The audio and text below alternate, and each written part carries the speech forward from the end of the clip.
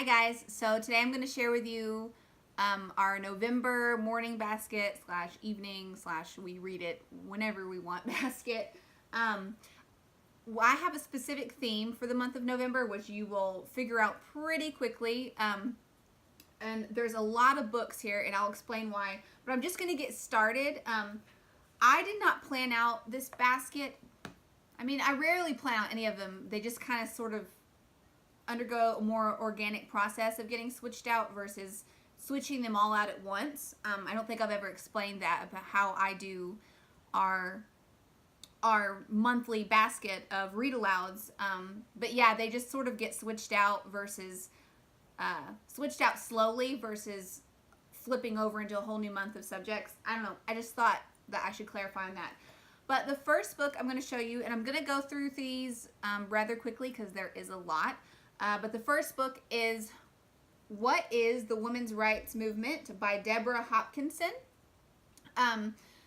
So this is actually a new book that my daughter picked out at the local bookstore for herself to read, but then I decided to just include it as part of our read aloud versus her just reading it by herself.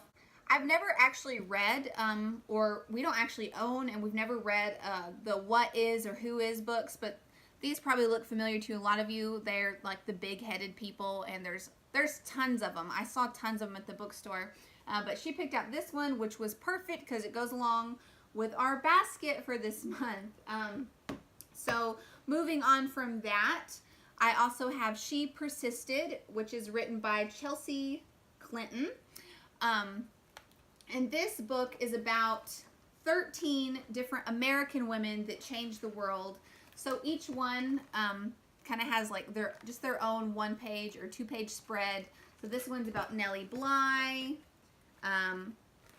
Maria Tallchief,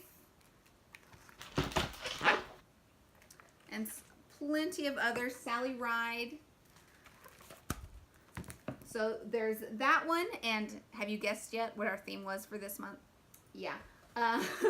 We're obviously doing a strong women's monthly theme.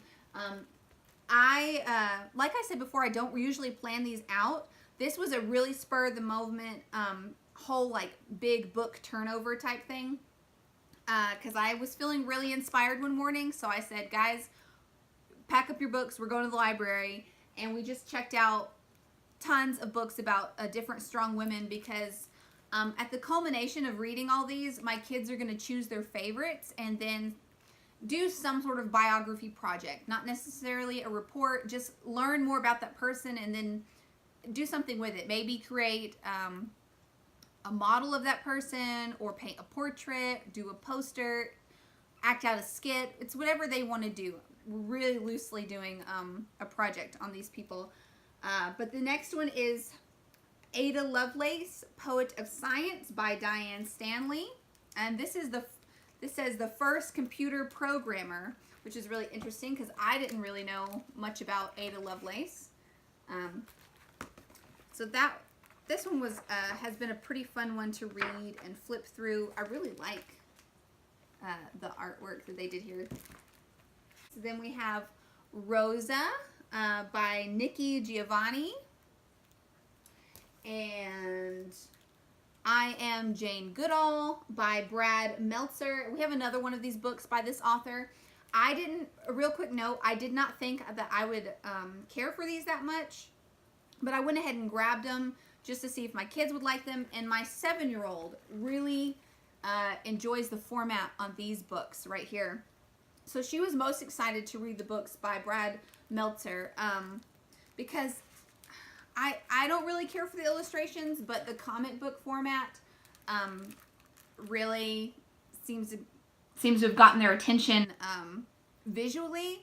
And really, though, these I Am books by this author are actually, they have a lot of great content in them, so it was okay to read. I thought I would be more annoyed reading this comic book format type of book, but I wasn't.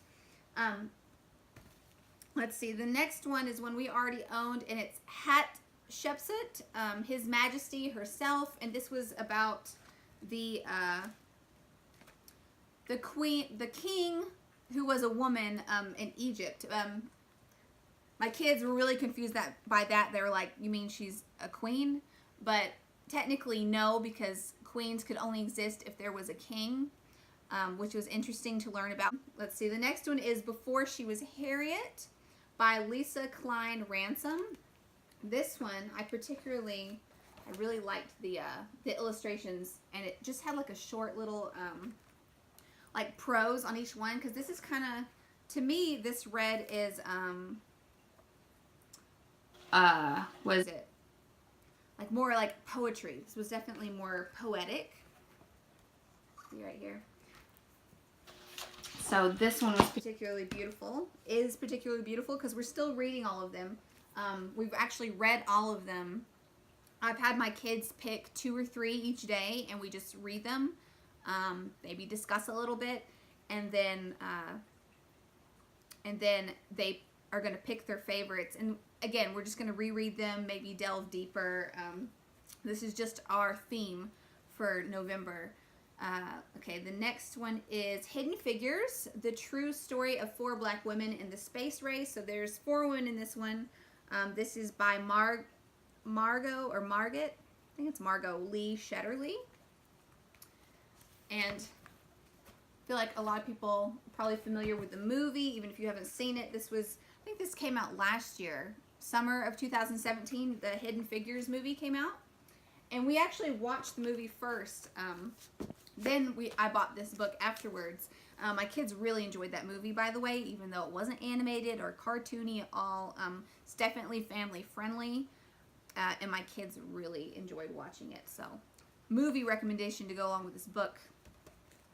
Let's see. The next one is Marching with Aunt Susan by Claire Rudolph Murphy. This was actually a surprise gift from my husband. He ordered this in the mail, and it showed up just as a surprise one day. So definitely included that.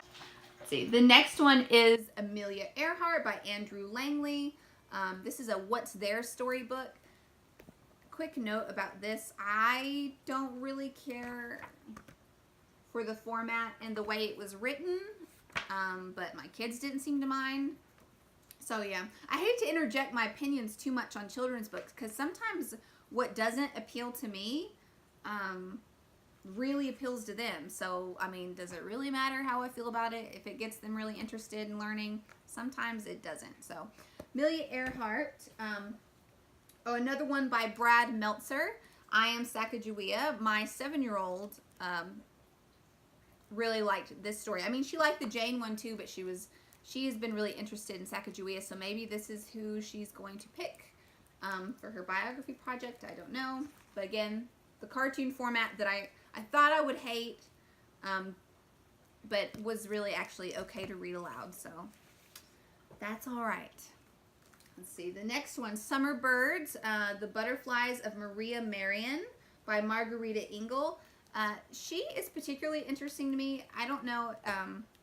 I could link it if I remember to link it.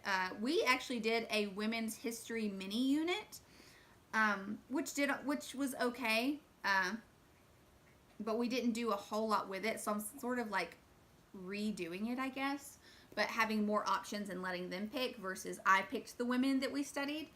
But this was one of the books that I bought for that, and Maria Marian is of particular interest to me simply because, one, I never knew who she was. I didn't know she existed. But this is a woman who studied bugs and insects in a time before people even knew that metamorphosis took place, like on a scientific level. They thought that certain insects were magic, or so therefore they were like from the devil, which was really interesting. So yeah, just in particular, my own little woman that I'm particularly interested in, Maria Marian, because I just didn't know that little historical fact about, did not know people thought that like butterflies came from like the devil and frogs and things. Let's see, the next one is Frida Kahlo, The Artist in the Blue House. Who is this by? Just says Prestel, so maybe just like a publishing publishing company. I love this book in particular. If anyone is wanting to do an artist study on Frida Kahlo or just want some more art books in their house, I really don't think that it gets much better than this. This is one of the best art books I think that we own. My kids love it. We love to study the pictures. They're just beautiful. I could gush about these all day long. This is a gorgeous art book. Let's see. Lastly. Oh, no, not lastly. Excuse me. I have more books. Lastly, for our women's study theme, biography, Ruth Bader Ginsburg, The Case of RBG versus Inequality by Jonah Winter. And I Dissent, Ruth Bader Ginsburg Makes Her Mark by Debbie Levy. But those are the bulk of our read-alouds.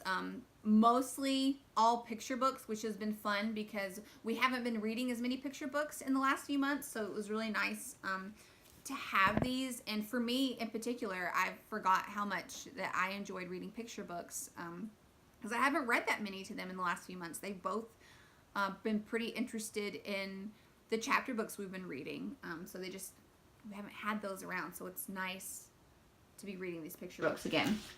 Now lastly, we are reading The Art of the Swap by Christine Aslin and Jen Malone.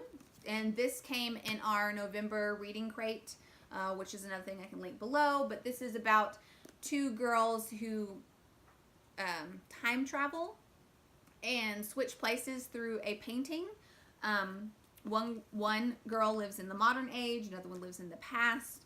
And they switch places and switch bodies, so they look like the person that belongs in their age. And this is about like an art heist that happens and how I think it's how they prevent it. I'm not even sure. We've only I don't know. We're only on chapter 11, but my kids are really enjoying this right now, more so. And I'm enjoying it too, more so than I thought I would. This isn't a book that I would naturally maybe have picked up, and not one that my daughters would have picked, but we're all enjoying The Art of the Swap a lot. And then the very last book that we're currently reading for our read-alouds is Harry Potter and the Chamber of Secrets by J.K. Rowling. I mentioned, I think in my last book basket video, that we were going to be reading the first Harry Potter and the Sorcerer's Stone. We finished that. Everyone loved it, adored it, and my 7-year-old in particular is really excited for Harry Potter. She just wants me to read this all the time. She does want to hear other stories, but this is her go-to. Can we read Harry Potter? So we're all enjoying Harry Potter. But that is our November morning basket / evening. You get the picture. This is our read aloud basket for the month of November. So yeah, I hope you guys enjoyed watching. And of course, if you have any suggestions or any thoughts on what we're reading, please leave them in the comments below. And I will see you all again really soon.